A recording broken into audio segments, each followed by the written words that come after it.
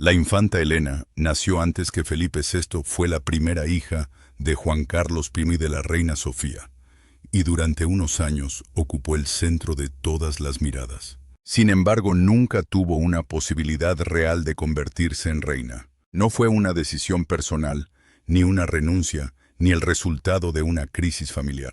Fue la consecuencia directa de una regla escrita en la Constitución española de 1978, una norma que colocó a su hermano menor por delante de ella por el simple hecho de ser varón. Esta es la historia de una infanta que pudo haber ocupado un lugar mucho más importante, pero que terminó convirtiéndose en una de las figuras más imprevisibles, discutidas y difíciles de encasillar de la familia real española. Número 10.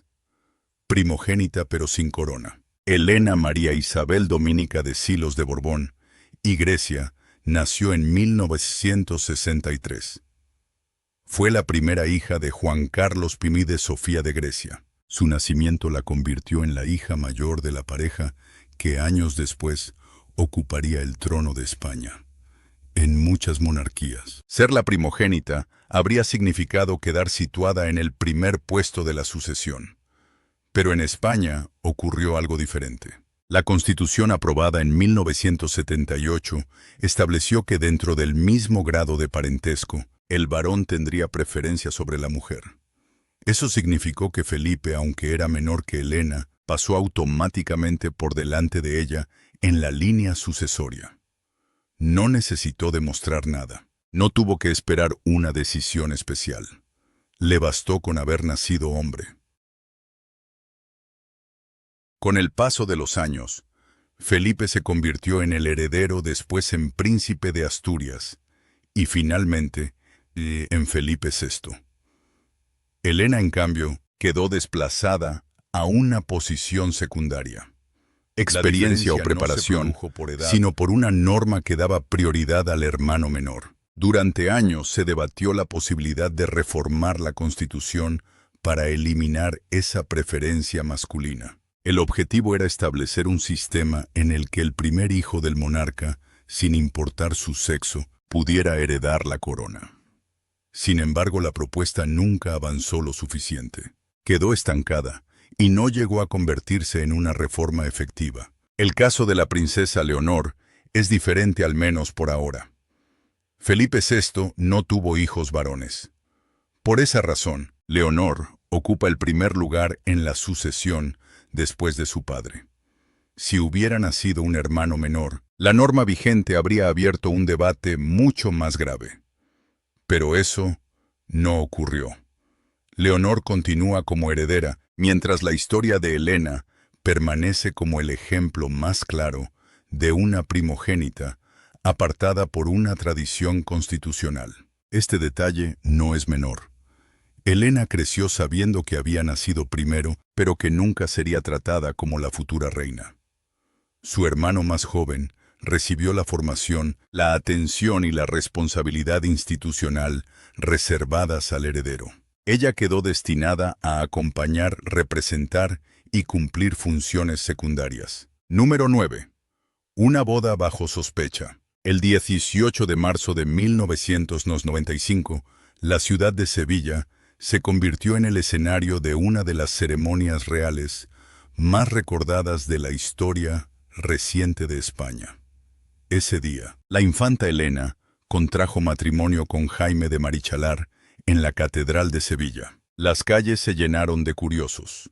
Los medios siguieron cada detalle. La ceremonia reunió lujo, tradición, aristocracia y una enorme atención pública. Durante horas España contempló la imagen de una boda aparentemente perfecta. Elena era la hija mayor del rey. Jaime pertenecía a una familia aristocrática de origen navarro y estaba vinculado al mundo financiero parisino. A primera vista, parecía reunir todas las características que los círculos reales podían considerar adecuadas. Era discreto, elegante, reservado y estaba bien conectado.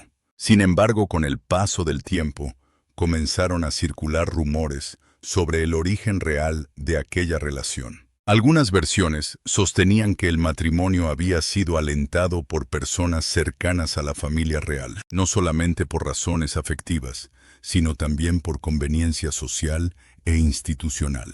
Nunca se presentó una prueba definitiva de que hubiera sido una unión impuesta. Aún así, las diferencias entre ambos resultaron cada vez más evidentes. Elena tenía un carácter fuerte, directo y emocional. Disfrutaba de ambientes populares, hablaba con espontaneidad y no siempre ocultaba lo que sentía. Jaime de Marichalar, por el contrario, proyectaba una imagen mucho más contenida. Se movía con comodidad en espacios sofisticados y parecía cuidar cada gesto. Al principio esas diferencias podían interpretarse como un equilibrio. Con los años se transformaron en una fuente constante de tensión. La pareja protagonizó momentos incómodos delante de las cámaras. Los silencios, las distancias y las expresiones serias comenzaron a alimentar las sospechas de crisis. El cuento real se fue resquebrajando lentamente. No hubo un único episodio que explicara el final. Lo que apareció fue una acumulación de diferencias, desgaste y separación emocional. Después de una crisis prolongada y de un periodo de distanciamiento, el divorcio quedó confirmado en 2009. La ruptura tuvo un efecto inmediato sobre la posición de Jaime de Marichalar. Dejó de formar parte del entorno oficial de la familia real y perdió el tratamiento institucional que había recibido durante el matrimonio. La imagen de la gran boda de 1995 quedó convertida en el recuerdo de una etapa cerrada. Número 8. Duquesa de Lugo incluso, después del divorcio. El mismo día de la boda, Juan Carlos I concedió a su hija el título de Duquesa de Lugo. Era un gesto habitual dentro de la monarquía. Los reyes podían distinguir a sus hijos con un título nobiliario al contraer matrimonio. De esa manera, Elena pasó a ser conocida oficialmente como Duquesa de Lugo. El título quedó asociado a la ceremonia de 1995, al matrimonio con Jaime de Marichalar y al nuevo lugar público que ambos ocupaban. Sin embargo, cuando el divorcio se confirmó en 2009, surgió una pregunta inevitable. Si el matrimonio había terminado, ¿debía Elena seguir utilizando un título concedido en el contexto de aquella unión? Legalmente, el divorcio no anuló de manera automática la concesión.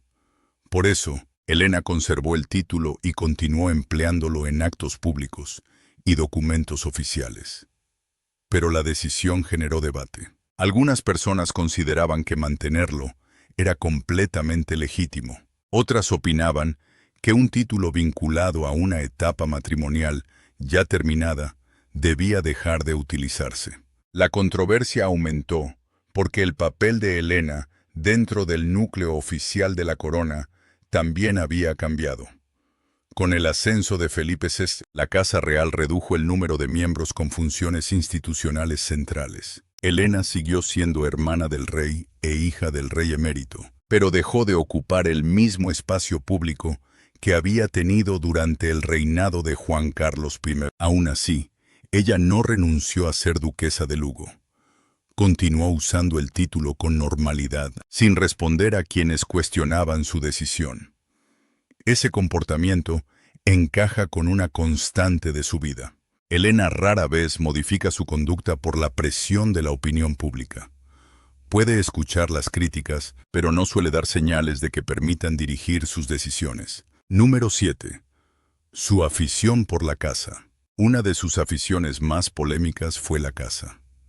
La infanta fue fotografiada en distintas ocasiones, durante safaris en África y en jornadas de caza organizadas en fincas privadas. Algunas imágenes la mostraban posando junto a animales abatidos. Esas fotografías provocaron fuertes críticas entre organizaciones ecologistas y defensores de los animales. La polémica recordó inevitablemente la afición de Juan Carlos I por la caza. El rey emérito había sido criticado por participar en expediciones y por aparecer relacionado con animales abatidos.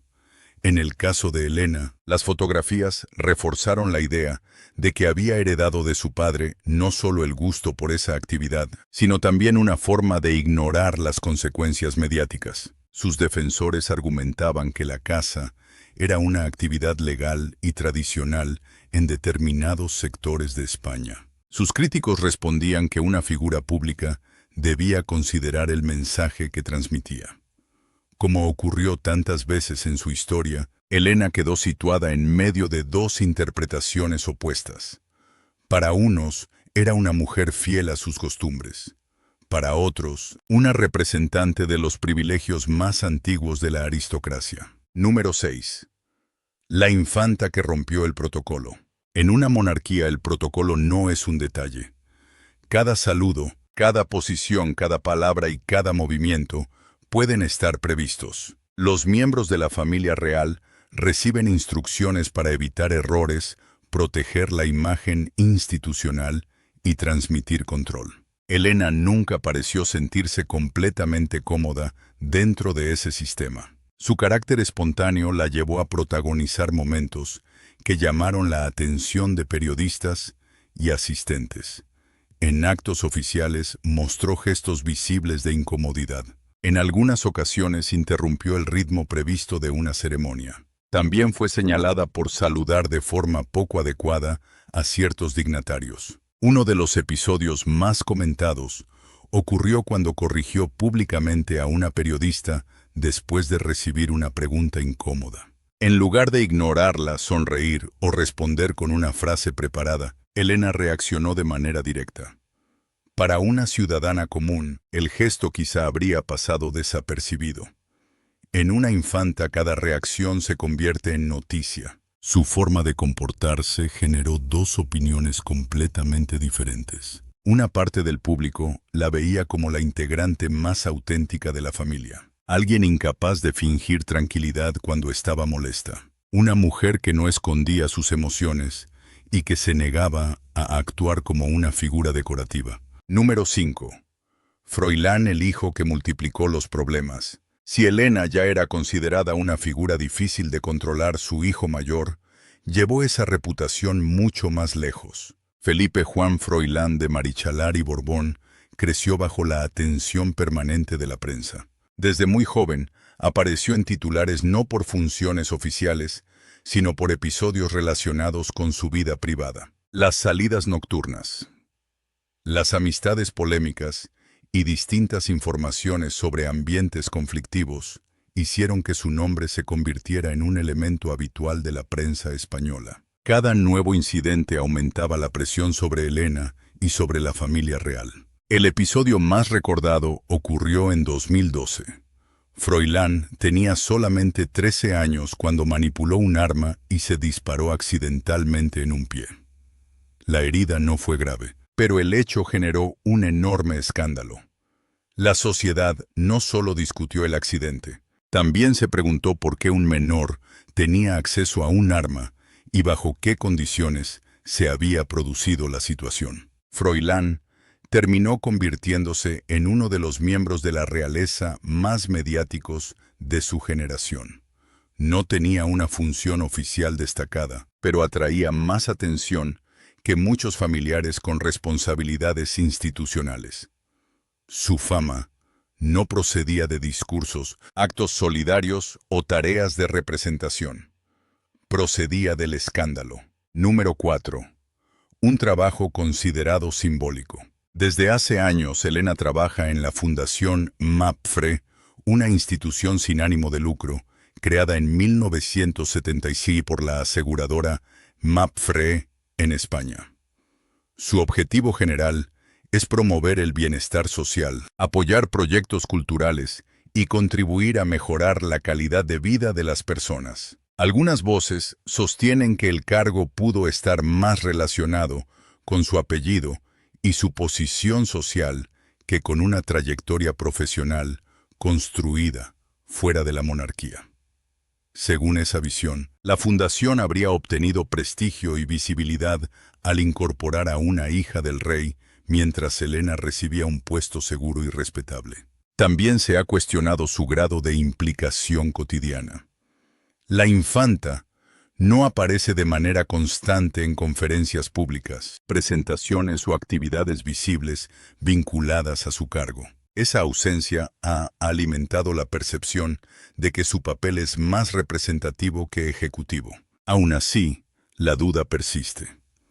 ¿Trabaja realmente en una función concreta o su presencia es principalmente simbólica? La pregunta se repite porque su vida siempre ha estado marcada por privilegios a los que la mayoría de los ciudadanos no tiene acceso.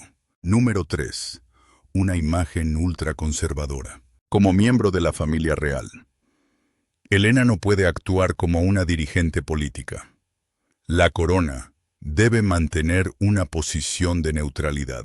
Sus integrantes evitan apoyar públicamente a partidos candidatos o movimientos ideológicos. Sin embargo, el silencio oficial no impide que aparezcan interpretaciones sobre sus simpatías. A Elena se le atribuye cercanía con sectores conservadores, monárquicos tradicionales y ambientes religiosos de orientación muy estricta. Ha sido vista en actos vinculados a círculos católicos conservadores y en reuniones privadas organizadas por representantes. Es importante señalar que Elena nunca confirmó públicamente esas interpretaciones. Tampoco salió a desmentirlas. Su silencio permitió que cada medio y cada analista completara el vacío con sus propias conclusiones. Número 2. Una infanta ruidosa y sin filtros. La imagen tradicional de la realeza española suele estar relacionada con la sobriedad. Sonrisas medidas, movimientos discretos, conversaciones breves y una distancia calculada. Elena rompe con ese modelo. Ha sido vista en fiestas privadas, ferias populares y reuniones sociales rodeada de personas alejadas del mundo oficial. No duda en bailar, reír con fuerza, levantar una copa o disfrutar de una celebración sin intentar parecer distante. Para muchas personas esas escenas son normales. Cualquier ciudadano puede bailar, brindar y reírse en público. Pero Elena no es una ciudadana común. Es hija de un rey, hermana de otro rey, y una mujer que, de no existir la preferencia masculina de la Constitución de 1978, habría podido ocupar una posición completamente diferente. Sus seguidores valoran esa naturalidad. Dicen que es la más cercana, la más humana y la menos artificial. Sus críticos opinan lo contrario. Para ellos, una infanta debe actuar con moderación porque representa una institución, incluso cuando no cumple una agenda oficial. Número 1. Fiel a Juan Carlos I cuando casi todos se alejaron. La parte más decisiva de su historia apareció cuando los escándalos de Juan Carlos I comenzaron a ocupar titulares en España y fuera del país. Investigaciones financieras, cuentas opacas, relaciones empresariales controvertidas, amistades incómodas y revelaciones sobre su vida privada dañaron profundamente la imagen del rey emérito. La presión aumentó hasta que Juan Carlos abandonó España y se instaló en Abu Dhabi. Su salida fue presentada como una decisión voluntaria, pero ocurrió en medio de una crisis que amenazaba directamente a la monarquía y al reinado de Felipe VI. Muchos integrantes de la familia redujeron sus apariciones junto a Juan Carlos. Los encuentros se volvieron privados o dejaron de producirse ante las cámaras. Elena actuó de otra manera. Ella continuó visitándolo y mostrándose públicamente a su lado.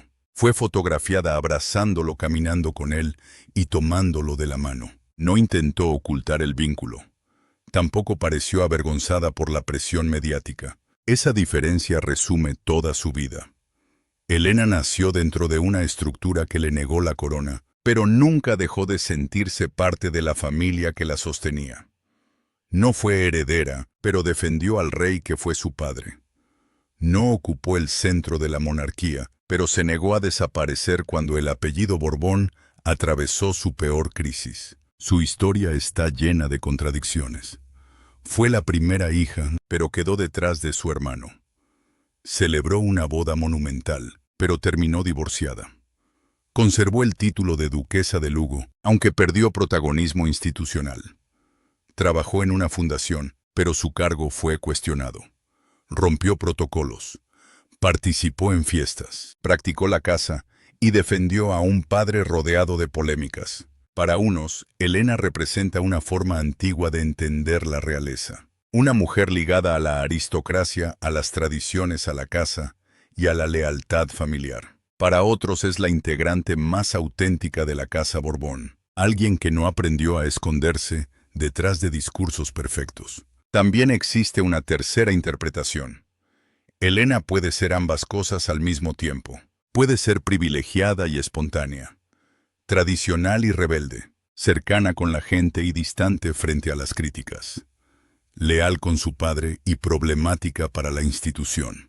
Lo cierto es que nunca pasó desapercibida, incluso sin corona, sin funciones centrales y sin una agenda comparable a la de Felipe VII, consiguió mantenerse como una figura reconocible. Su nombre sigue generando titulares porque su comportamiento no encaja por completo en ninguna categoría. No es la heredera silenciosa que aceptó desaparecer.